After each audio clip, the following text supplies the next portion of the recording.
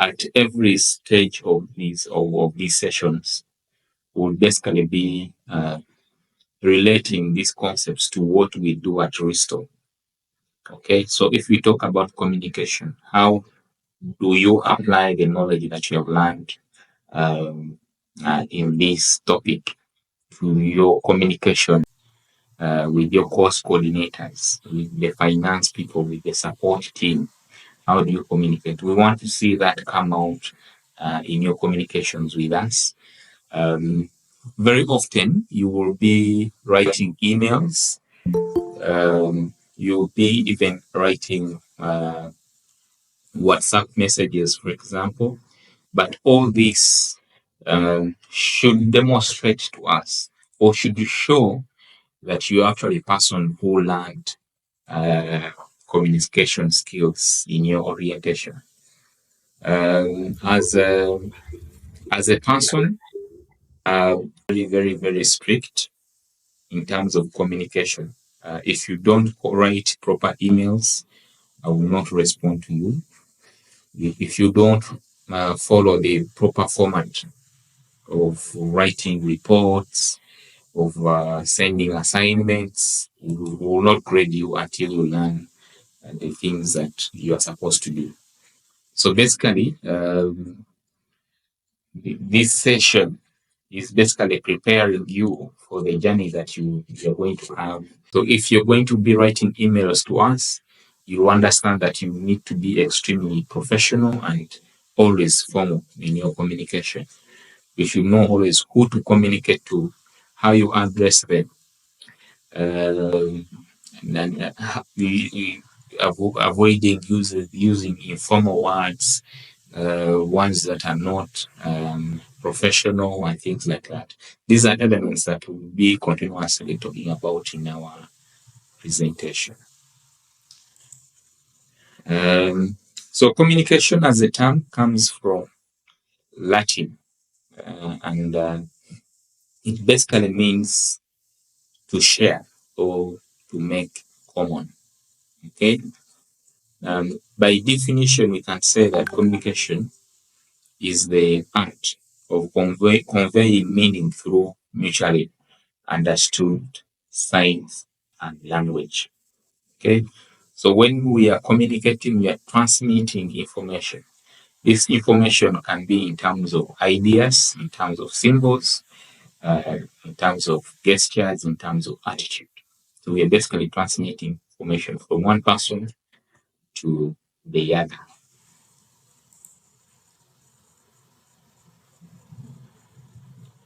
So we can communicate through different channels. We have what we call mainstream media, which basically means the radio, the television, the newspapers. That's media. And then these days we have what we call social media platforms, which are platforms which allow people to connect with others. So we have Facebook, we have LinkedIn, we have Twitter, which is now called X, Instagram, YouTube, and others. And then we can also communicate via email, which requires internet. We can communicate using our phones, based on the network that is available to us. Okay, so those are different channels of communication. Again, you can also have communication that is basically from one person to the other through what you can call your social network. A friend telling a friend, that's also a channel of communication. So the steps of communication can be simplified in the format that you have to have the intent to communicate. So you have that intention to communicate, and then you compose the message. The message can be in form of words. It can be in form of sound. It can be in form of images or photos. Okay, it can be any sound. Okay, So you compose that message, and then you basically encode. That message that you're sending should have a meaning to it, that is encoding, and then you transmit the message, and then the message now reaches the receiver. The receiver has to interpret the message. That is what we call decoding, and then they can respond to you after interpreting the message. So communication is not static. Communication is always dynamic. It keeps changing. It keeps changing. It is complex. It is affected by multiple factors. So it is two-way. If I communicate to you, then you keep quiet, doesn't mean you not communicate. This is to say that even silence communicates. Okay, so no one cannot communicate. Okay, you can't be seated there and you're quiet and then you think you're not communicating. Even your silence communicates. Your body language communicates. Okay, your posture, your emotions communicate. Okay, so it involves code and information sharing. Okay, this is to say that um, messages cannot only be in, let us say,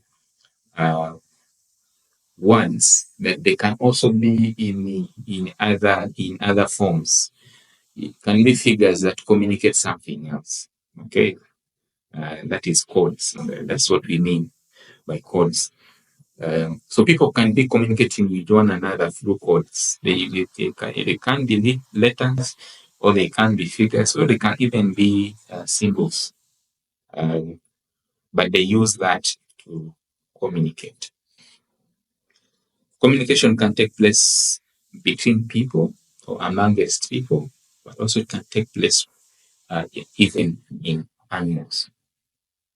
Just like we have people communicating to animals, and then animals also communicating to us. Okay, when the dog is barking, it is communicating that there is someone who is there, and then you, as the person, you respond appropriately. So communication is irreversible. This is to say that if you communicate, if a message is passed, you can't reverse it. It can't. Just like when you send an email, when the email has gone, it has gone. You can't delete it.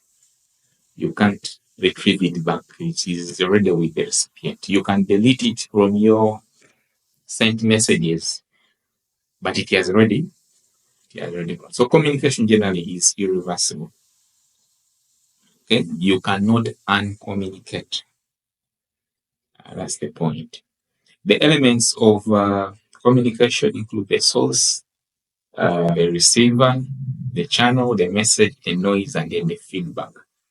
That's basically what we call the basic mode of communication, which has those elements. We shall look at them later on.